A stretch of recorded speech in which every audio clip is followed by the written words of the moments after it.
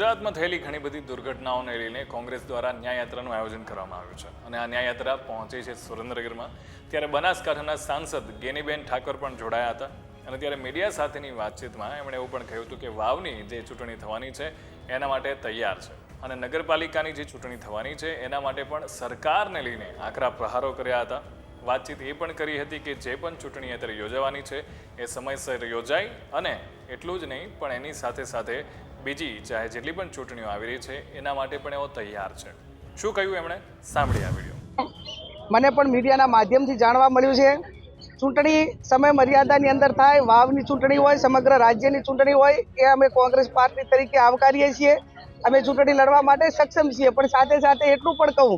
કે વિધાનસભાની ચૂંટણી લેટ ન થાય, લોકસભાની ચૂંટણી લેટ ન થાય, સમગ્ર રાજ્યમાં જિલ્લા પંચાયતોની ચૂંટણી બાકી, તાલુકા પંચાયતોની ચૂંટણી બાકી, 7,500થી વધારે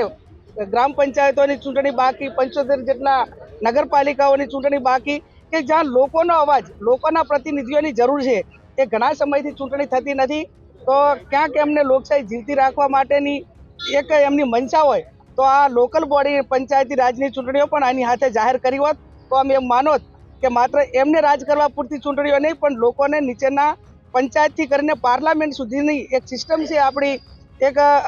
પોલિટિકલી એક ડેમોક્રેસી, એને સાચવવાનું કામ એ સરકારે કર્યું છે, પણ એવું થયું નથી, એ દુઃખદ બાબત છે।